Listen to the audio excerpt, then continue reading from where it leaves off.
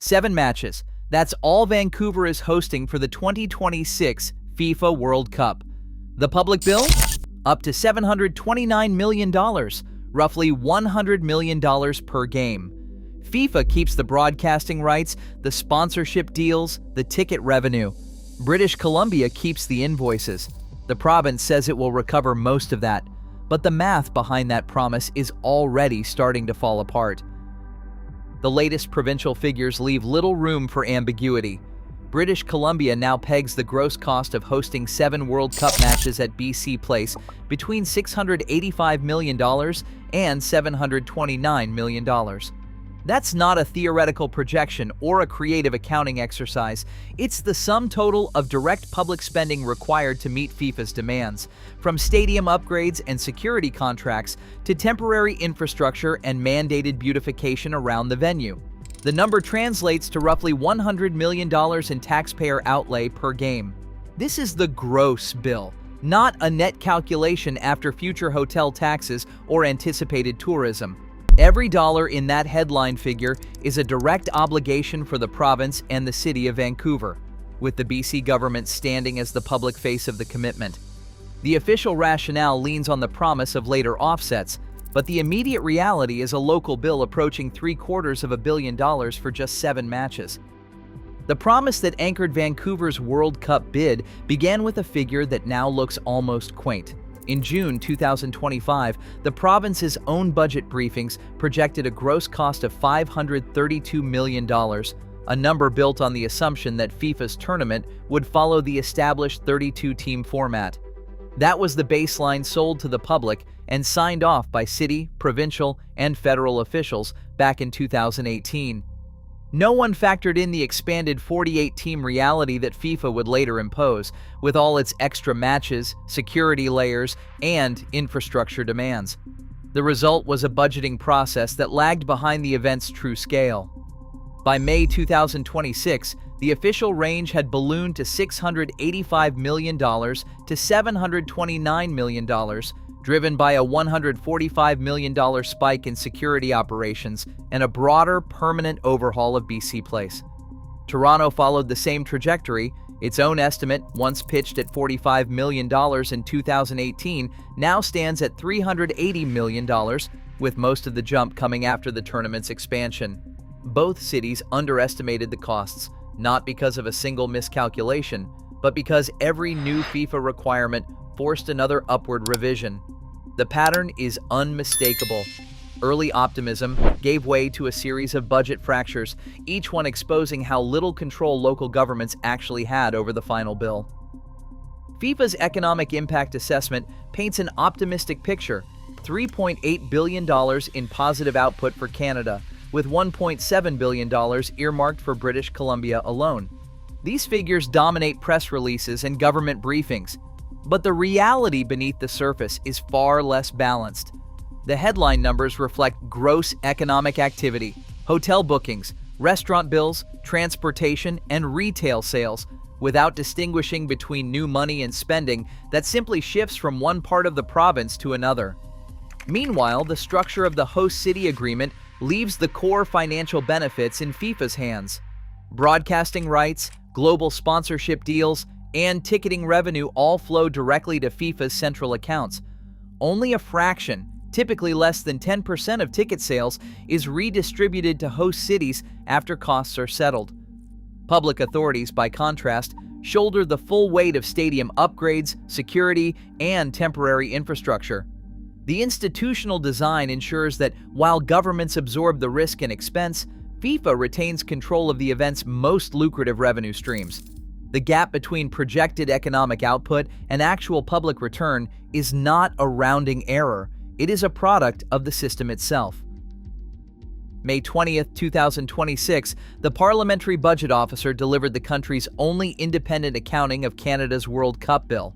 The report set the national public cost at $1.066 billion, a figure that covers every dollar committed by federal, provincial, and municipal governments for the tournament's 13 Canadian matches. That number isn't a political talking point or a host city's optimistic projection. It's a line in the national ledger, audited and published outside the influence of any local booster campaign.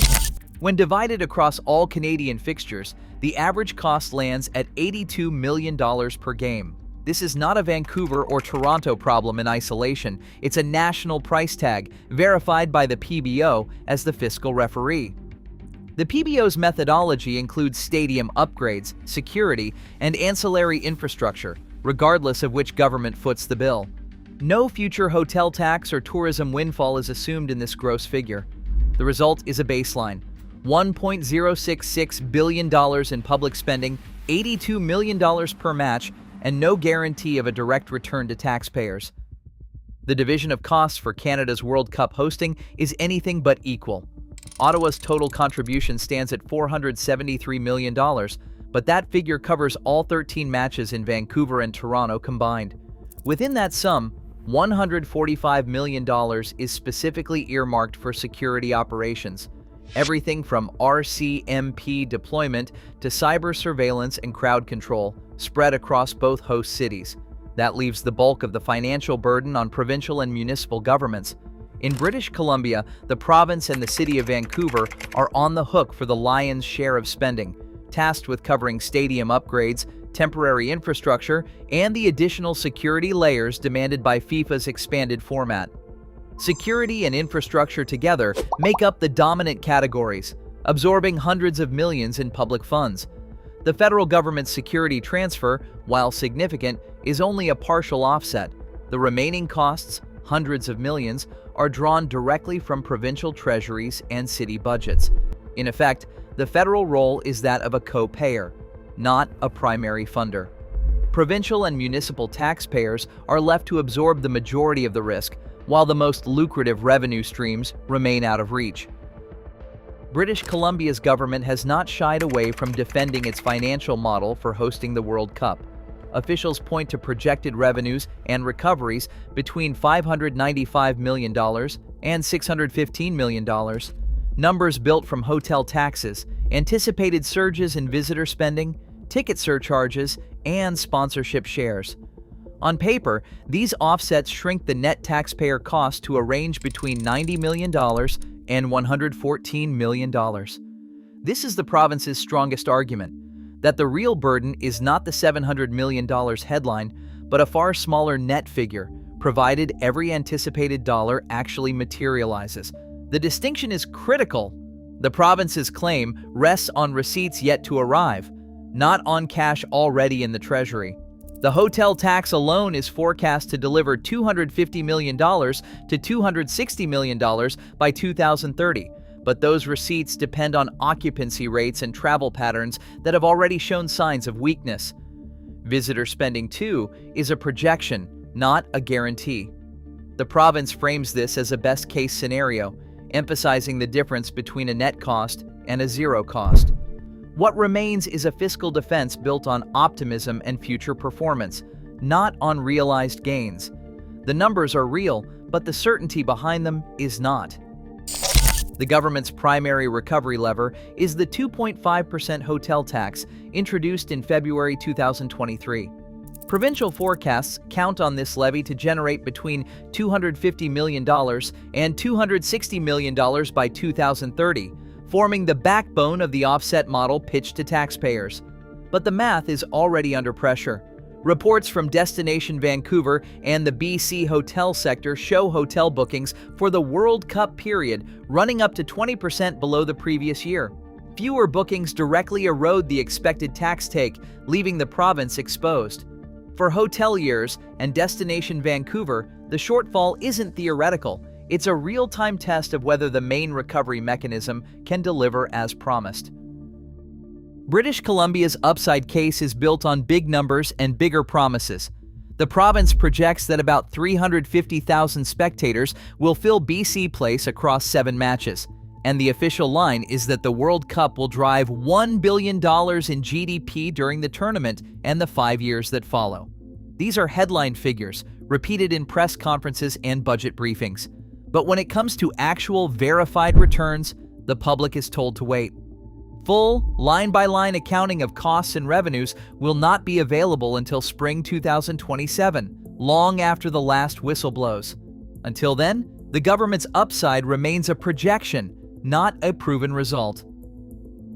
Independent studies of past World Cups and Olympics in wealthy countries reveal a sobering pattern. GDP gains from mega events rarely exceed 0.1 to 0.2%, and most of that is simply money spent differently, not newly created. The promise of a windfall is often a mirage. A recent Ledger poll found 74% of Canadians back the idea of hosting, but 65% worry about the taxpayer bill. The numbers tell one story, the public mood another. There's real excitement about the World Cup, but it's matched by deep skepticism over who pays and who actually benefits. That tension remains unresolved. Today, Vancouver faces a $729 million gamble on 7 matches, while FIFA walks away with the revenue. The public absorbs the risk. Promises of economic return remain unproven. Accountability, not stadium spectacle, defines what's truly at stake. What do you think? Is this a fair trade?